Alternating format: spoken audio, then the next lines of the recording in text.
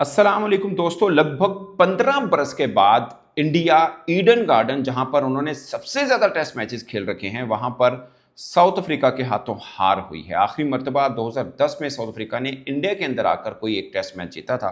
अब 2015 में आए थे, 4 टेस्ट मैचेस की सीरीज 3-0 से हार के गए। 2019 में 3 टेस्ट मैचेस की सीरीज 3-0 से हार के गए।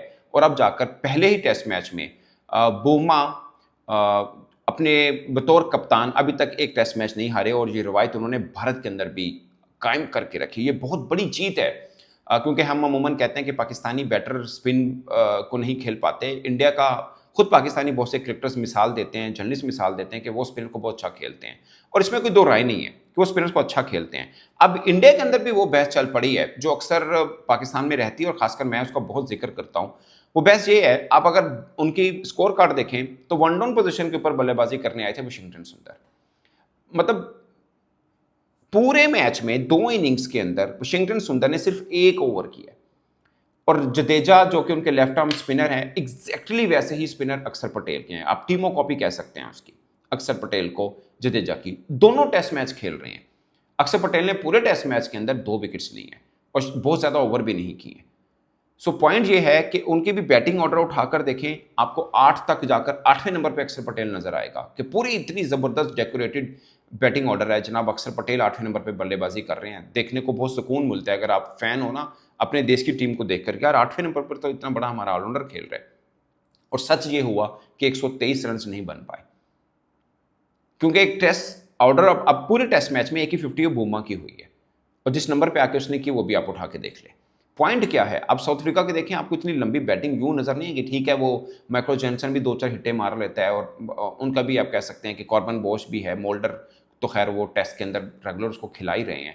मुत्सामे अगरचे नहीं खेल रहा, बट वो भी थोड़ी बहुत कर लेता है। हार्मर थोड़ी बहुत बैटिंग कहने को वो थोड़ी बहुत कर लेता है, लेकिन वो बैंक उनके ऊपर नहीं कर रहे।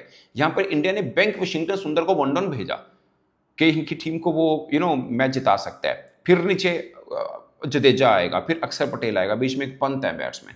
पूरी इंडिया टीम के अंदर अगर शुभमन गिल की इंजरी ना भी होती तो सिर्फ 4 बैट्समैन थे। पूरी टीम के अंदर सिर्फ 4 बैट्समैन हैं और 4 ऑलराउंडर्स हैं। जब इतने ज्यादा ऑलराउंडर होंगे तो ऑलराउंडर क्या होता है, ऑलराउंडर भी एक तरह से एक आप सतून कह सकते हैं, टीम का अहम सतून होता है। मगर मेरा बिलीव है कि वाइड बॉल T20 और वनडे के अंदर भी आप एक ऑलराउंडर के साथ चल जाते हैं। चले बहुत अच्छे ऑलराउंडर हैं, 2 के साथ चले जाएंगे, मगर टेस्ट क्रिकेट में शायद एक ऑलराउंडर, वो भी कैलिस जैसा अगर होता है उस लेवल का, या इंडिया के पास रविंद्र जडेजा वाला लेवल है, तो इट मेक सेंस। मगर 4 ऑलराउंडर आपको नहीं बचा पाएंगे। अमूमन क्या होता है, आपका 6 या 7 नंबर पे ऑलराउंडर बैटिंग करने आता है, मगर उससे पहले 5 रेगुलर बैटर बैटिंग कर चुके होते हैं। अगर उनका कोलैप्स हो भी जाए तो ये वो सतून होता है जो छत को सहारा दे देता है। बट आप पूरी की पूरी छत ऑलराउंडर के ऊपर रखकर नहीं बना सकते हैं। उसका फिर नतीजा यही आएगा कि 123 रन जो हैं वो भी चेस नहीं होंगे। और आप सोचें, गौतम गंभीर इससे पहले 3 टेस्ट मैचेस की सीरीज क्लीन स्वीप हारे हैं न्यूजीलैंड से। अब पहला ही टेस्ट मैच हार गए हैं अफ्रीका से, और अगला भी हार जाते हैं तो ये इंडिया के लिए बहुत बड़ा होगा। जो क्लेम करते हैं कि हमारी 2 टीमें 3 टीमें, एक्चुअल में बन भी जाती हैं उनकी, ऐसा नहीं कि नहीं बनती हैं, बनती हैं।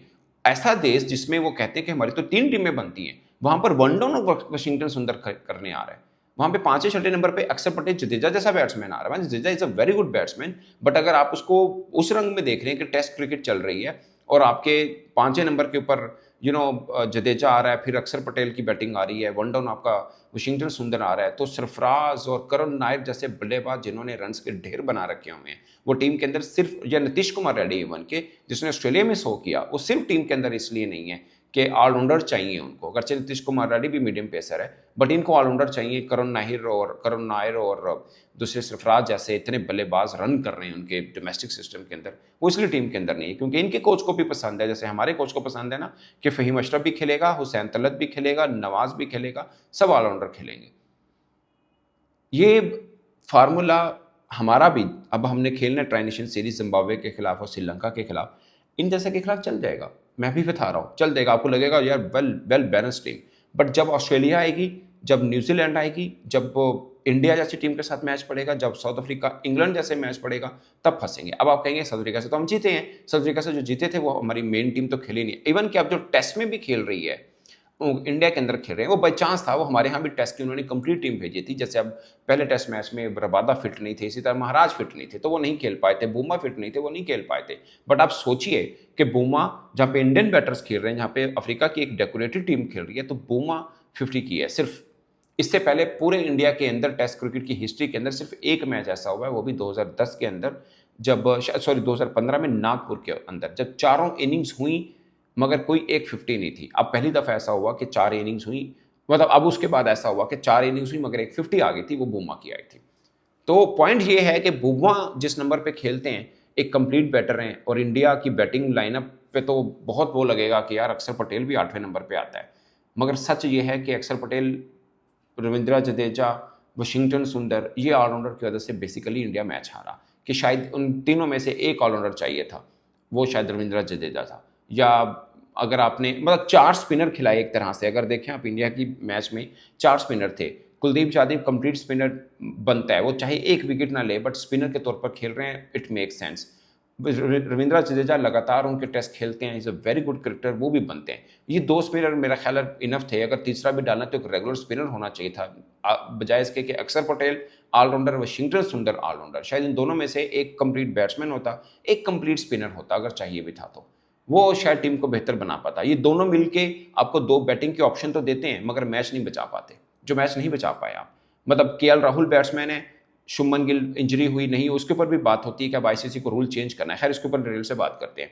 केएल राहुल कंप्लीट बैट्समैन था, पंत था, शुभमन गिल था, जायसवाल था, ये 4 कंप्लीट बैट्समैन है, बाकी सब ऑलराउंडर हैं। अब आते हैं शुभमन गिल वाले पे। आईसीसी का रूल है कि सब्स्टिट्यूट मिल जाता है कंकशन पे, यानी सर पे बॉल लगेगी तो मिल जाएगा, अगर सर पे बॉल नहीं लगेगी तो आपको नहीं मिलेगा। बट नेक स्पेजम था, एक सीरियस इंजरी थी, हॉस्पिटल जाना पड़ गया। मुझे लगता है कि आईसीसी को अब इस पे रूल बदलना है। जैसे क्रिस वॉक्स है, उनका बाजू टूट गया, पूरे का पूरा कंधा उतरा था, वो पूरी की पूरी बेचारा पट्टी करके मैच वो खेलने आ गया।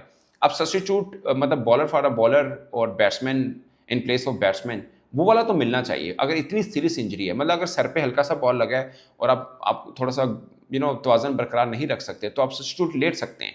बट अगर बाजू कंधा ही रह गया, यानी एक बाजू वाला प्लेयर आप रह चुके हैं, तो आप सब्स्टिट्यूट नहीं ले सकते, ये गलत है।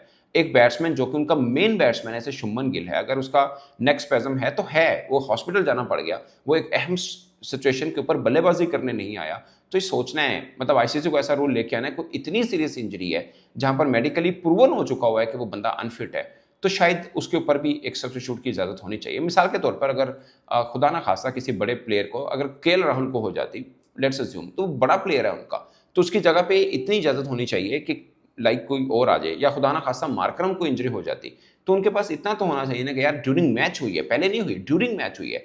और ऐसा भी नहीं है कि पहले भी इंजरी थी तो उन्होंने मैच के अंदर खिला दिया, फिर इंजरी बढ़ गई है, ऐसी सूरत में शायद सब्स्टिट्यूट ना हो तो ठीक है। बट ड्यूरिंग मैच एक फिट क्रिकेटर को ऐसा मसला हो गया कि वो बॉलिंग करने नहीं आ रहा या बैटिंग करने नहीं आ रहा, तो इतना बड़ा, मतलब एक 10 के मुकाबले 11 के मुकाबले में 10 खिलाड़ी रह जाते हैं, शायद वहां पे आईसीसी को रूल बदल लें कि कंकशन में अगर चेंज है, अगर मुतबादल आ सकता है, तो इतनी बड़ी इंजरी में भी आ जाना चाहिए। इस पर दोस्तों अपनी राय कमेंट की सूरत में जरूर आएगा। मेरी तरफ से इतना ही, इजाजत दीजिए, अल्लाह हाफिज़।